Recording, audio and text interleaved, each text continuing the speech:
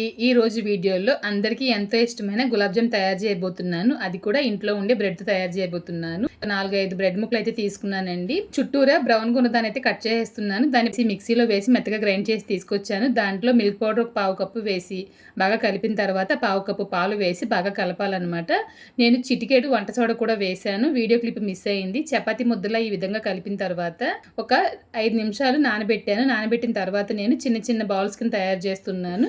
నూనె మరుగుతుండగా దాంట్లో అయితే వేసి తక్కువ మంటలో పెట్టి ఫ్రై చేయాలండి. గోల్డెన్ కలర్ వచ్చే వరకు బాగా ఫ్రై చేసి పక్కనైతే పెట్టేశాను. ఇంకా షుగర్ సిరప్ కోసం 1 లీటర్ నీళ్లు వేసి దాంట్లో 1 కిలో పంచదార వేసానండి. దీంట్లో వచ్చేసి ఇలాచీ ఎసెన్స్ అయితే వేస్తున్నాను. యాలకులు ఉంటే అవే వేసుకోవచ్చు. షుగర్ సిరప్ వచ్చేసి ఒక 5 నిమిషాలు బాగా మరిగిన తర్వాత దించేసి వేయించి ఉంచిన ఈ గులాబ్ జామ్ బాల్స్ అయితే ఇందులో వేస్తున్నానండి. ఇంకా గులాబ్ జామ్స్ వచ్చేసి ఇందులో వేసిన తర్వాత ఒక అరగంట సేపు అలా వదిలేసాను. అంతేనండి, ఎంతో టేస్టీగా ఉండే బ్రెడ్ గులాబ్ జామ్ తయారైపోయింది. మీరు కూడా ఒకసారి ట్రై చేయండి.